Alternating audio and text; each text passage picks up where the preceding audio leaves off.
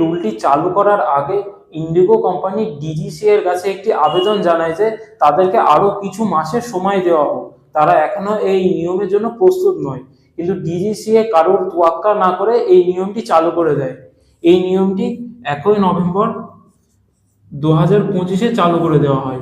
এর ফলে কি হয়, যেখানে এই নিয়মটি অনুসারে 8 ঘন্টা তাদের যে সময় রয়েছে সেটি নির্ধারণ করে দেওয়া হয়, এবং আগে ধরো 12 ঘন্টা বা 13 ঘন্টা ধরে কোনো পাইলট ফ্লাইটটিকে ওড়াতো।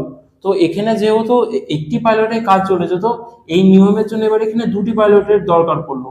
এই 2টি পাইলটের জন্য তাদের কাছে পর্যাপ্ত পাইলট না থাকার কারণে এবং পর্যাপ্ত ক্রু মেম্বার না থাকার কারণে একটির পর একটি ফ্লাইট ডিলে শুরু হলো এবং একটির পর একটি বাতিল হওয়া শুরু হলো, এবং ধীরে ধীরে প্রায় 2000-এরও বেশি প্লেন বাতিল হয়ে গেল।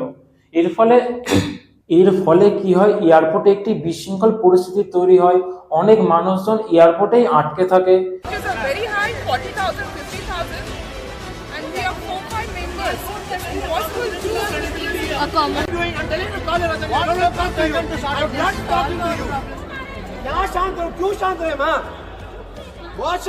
আমরা দেখতে পাই যে মাত্র একটি কোম্পানির জন্য পুরো এয়ারলাইন সিস্টেমের উপর কি প্রভাব পড়েছে।